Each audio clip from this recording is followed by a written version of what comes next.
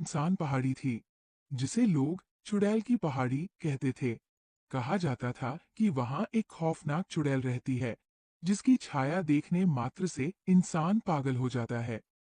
एक बार गांव की दो बहादुर बहनें, रीमा और सिया, ने उस पहाड़ी पर जाकर चुड़ैल की सच्चाई जानने की ठानी।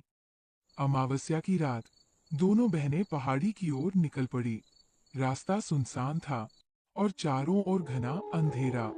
जंगल में हर कदम पर अजीब अजीब आवाजें आती थी, जैसे कोई उनकी हर हरकत पर नजर रख रहा हो। थोड़ी दूर चलने के बाद उन्हें एक पुराना पेड़ दिखा, जिसकी शाखाओं पर कपड़ों के फटे पुराने टुकड़े लटके हुए थे। पेड़ के नीचे एक जला हुआ दिया रखा था, जो अब भी हल्की हल्की रोशनी दे रहा था। सिया ने कहा, यहाँ कुछ गड़बड़ है। हमें लौट जाना चाहिए। लेकिन रीमा ने उसे शांत करते हुए कहा, डरने की कोई बात नहीं। यह सब सिर्फ डराने के लिए किया गया है। जैसे ही वे पहाड़ी के शीर्ष पर पहुंची, वहां उन्हें एक छोटी सी झील दिखाई दी। झील का पानी स्थिर था, लेकिन उसकी सतह पर अजीब सी हलचल हो रही थी। अचानक पानी में उन्हें एक परछाई दिखाई दी। लंबे बाल, सफेद कपड़े और बड़ी चमकती हुई आंखें।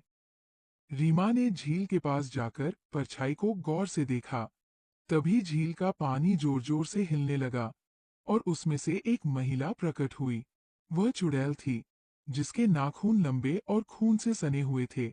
उसकी आंखें आग जैसी जल रही थीं। चुड़ैल ने अपनी खौफनाक आवाज में कहा, तुमने मेरी नींद को भंग किया है। अब तुम इसका अंजाम भुगतोगी। चुड़ैल ने अपना हाथ उठाया और रीमा और सिया के चारों ओर घना धुआं फैलने लगा।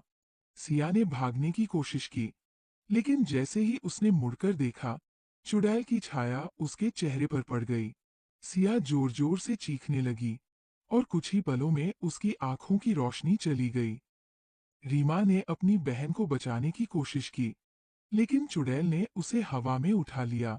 उसने रीमा को चेतावनी दी, अगर किसी और ने मेरी पहाड़ी पर कदम रखा, तो उनका अंजाम इससे भी बुरा होगा। अगली सुबह गांव वालों ने सिया को बेहोश और अंधा पाया, जबकि रीमा का कोई सुराग नहीं मिला। सिया बार बार एक ही बात दोहरा रही थी, परछाई से बचो, परछाई से बचो। गांव वालों ने उस दिन के बाद चुड़ैल की पहाड़ी की ओर जाना बंद कर दिया।